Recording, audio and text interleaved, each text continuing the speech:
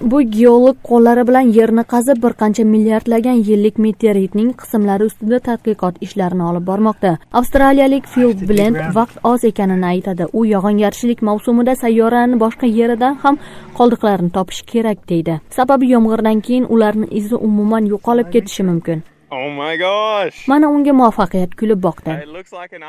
Mana bu temir meteoritga o'xshab turadi. Menimcha taptim o'xshaydi. Topilmaning og'irligi 1 kilogramm 700 grammni tashkil etadi. U Janubiy Avstraliyadagi qurib qolgan Eger ko'li hududiga tushgan. Meteoritni izlash ishlarida filga mahalliy yashovchilar ko'maklashdi. Undan tashqari kichik samolyot, uchadigan dronlardan foydalanishdi.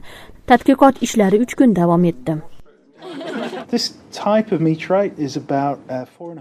Bu tipdagi meteoritlar keminde 4,5 milliard yıl murda tushgan. Bunu bayırkı kılımlarda yaşagan adamlar tapkan emas. Menimçe meteorit Mars menen Jupiter'in ortasından ötüp akırınlık menen jerge kelgen.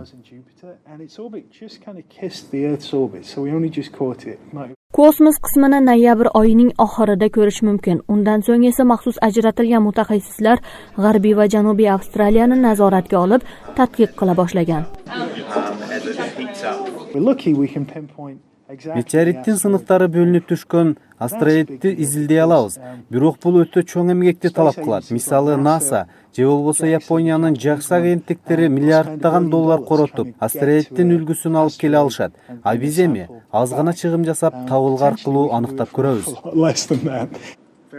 Mutaxassislar o'z ishini hozircha yakunlashmadi. Ular shu kabi meteoritlar bo'linib tushgan yana 10 ta joyni aniqlashni rejalashtirmoqda.